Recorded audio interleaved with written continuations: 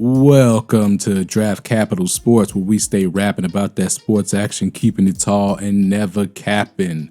Listen. Top 5 steals of the 2021 NFL Draft coming at you today. Let's get right into it. In this draft this year, there was a lot of questionable picks, and a lot of guys slipped that I think, as with every year in the NFL Draft, a lot of teams are going to regret passing on. So let's get right into it. Number 5 on my list is wide receiver out of USC, Amon-Ra St. Brown, picked up by the Lions in the 6th round. I think he's a day one starter for the Detroit Lions right now. So Amon-Ra, I think, will come in right away and start opposite Tyrell Williams. Very productive receiver out of USC, very smooth in his routes.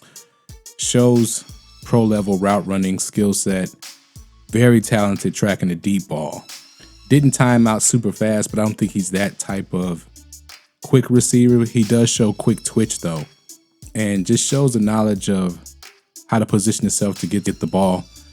And just a very solid pickup for the Detroit Lions for him to fall all the way to the 6th round. Getting starters in the 6th round is definitely draft capital.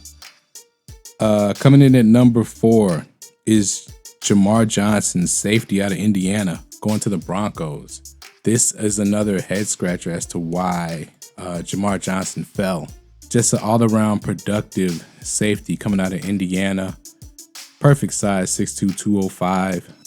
Good measurables, not fantastic, but good.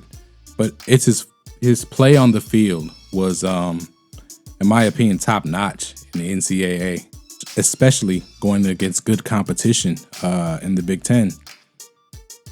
Productive guy, had 4 INTs, 4 PDs, 4 pass deflections. Good tackler, can play both safety spots, although I envision him bulking up a little bit, playing that strong safety in a 2 deep. Actually, he can play up front or in a 2 deep, actually. Just a very versatile safety. And going to the Broncos, going to Vic Fangio's defense, it's a perfect match. And for him to fall to the Broncos like he did, just amazing on teams that needed a safety. Number 3 is outside linebacker, Shaka Toney out of Penn State, going all the way to the 7th round. Now, there were a lot of Penn State defenders picked up in this draft, and I think, in my opinion, watching the tape on Penn State's defense, some of the guys benefited from some of the other guys who went a little lesser or who were a little more unknown. And I think Shaka Toney is one of those guys. I mean, his measurables popped on tape. When he ran a 4.51, he's coming in at 6'3", 252. Benched 24 reps. 39-inch vertical. It showed on tape. He was productive every year. He's a 4-year starter or 4-year player. Was productive every year. Accumulated 20 sacks throughout his career at Penn State. First 2 years was definitely more of a rotational lineman, but this is a great pickup for the Washington football team. That defense, somebody to put opposite Chase Young and that pass rush that they already have in place. So to me, Shaka Toney, to fall all the way to the 7th. Some evaluators are going to be upset that they passed on him, that needed that outside linebacker / edge rusher. Number 2, Jabril Cox out of LSU, linebacker, falling to the Cowboys, I believe in the 4th round. Just, again, now they drafted Micah Parsons in the 1st, and to me, he has just as much of a chance to start for the Cowboys as Micah Parsons does.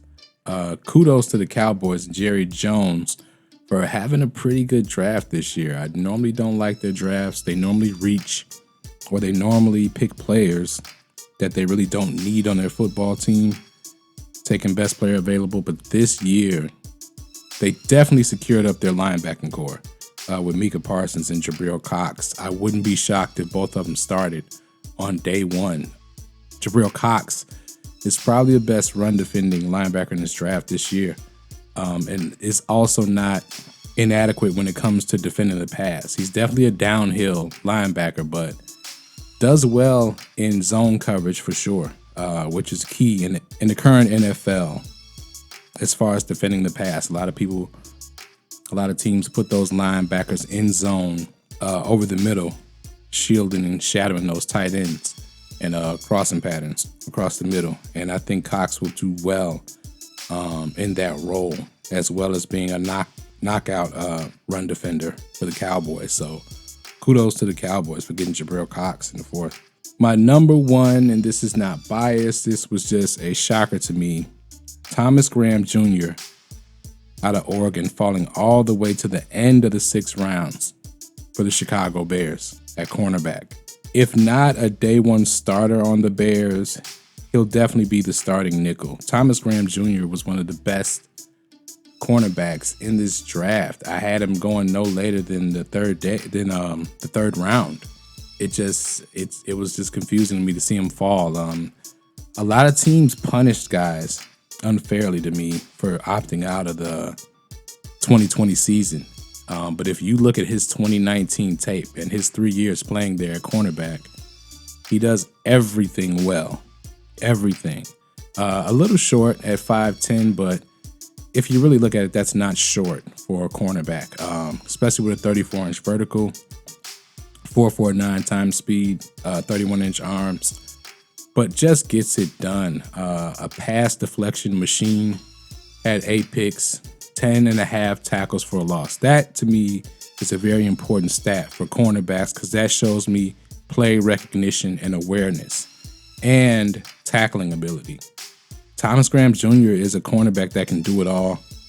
Like I said, I think he starts either at that nickel and maybe at the outside for the Chicago Bears this season with Trufant playing in that nickel. But we'll see how it shakes out. But that is my top 5 draft capital picks for the 2021 NFL draft. So kudos to those teams finding late round, probably day 1 starters for all 5 of these guys. So thank you for listening to Draft Capital Sports. As always, remember to like the video, share the video, subscribe to the channel, hit that notification bell, and we'll see you in the next one. I'm out. Peace.